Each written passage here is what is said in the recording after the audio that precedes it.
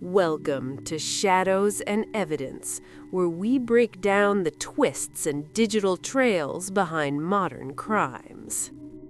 She thought she was talking to a teenage boy.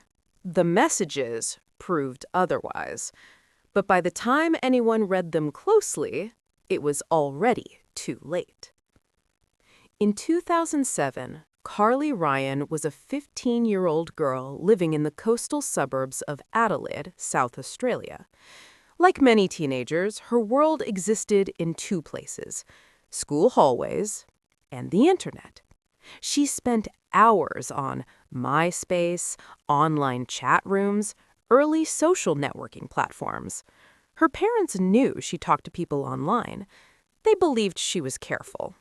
What they didn't know was that Carly was in a relationship, not with one person, but with several identities. Carly's online circle included a teenage boy named Brandon Kane, a close female friend, several supportive peers who reinforced her trust. All of them messaged in similar linguistic patterns, logged in at overlapping hours, shared writing quirks, used the same emotional manipulation techniques. But none of them existed.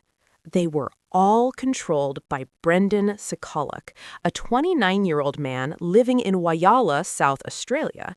He didn't use one fake account. He used an ecosystem, a social environment designed to trap. To Carly, it felt real. Her boyfriend defended her, confided in her, warned her that her parents wouldn't understand their love. The other accounts agreed. They normalized secrecy. They encouraged rebellion. They framed isolation as romance. This is a known grooming pattern now, but in 2007, few parents understood how coordinated digital personas could be. Everyone thought Carly was just a teenager with an online crush. No one realized she was inside a psychological enclosure. One detail didn't fit. Carly noticed that when one account logged off, another immediately replied. Always.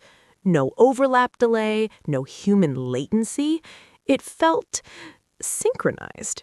She mentioned it once in a message. "It's weird how you all know what each other are thinking."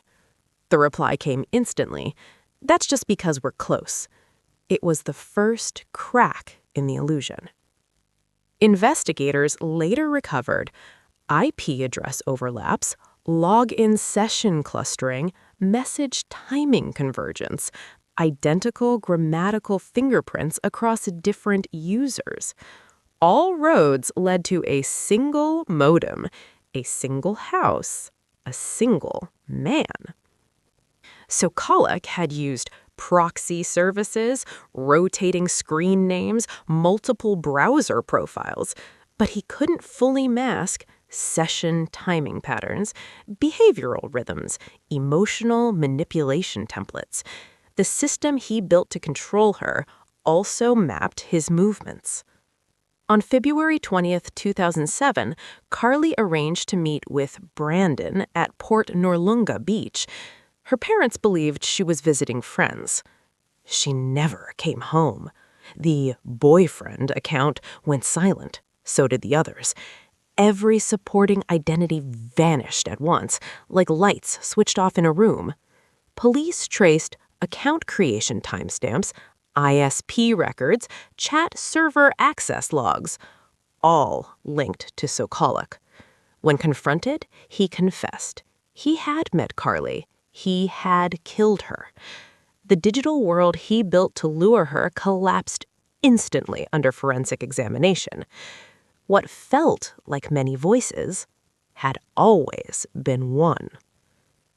Brendan Sokoloc was sentenced to life imprisonment in 2011, but the case became a global warning, not about the internet, about identity multiplication.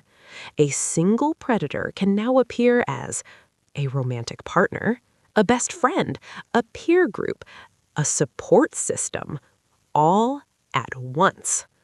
Trust can be simulated, community can be forged, reality can be replaced. If someone can become an entire social circle, how would you know which voice is real?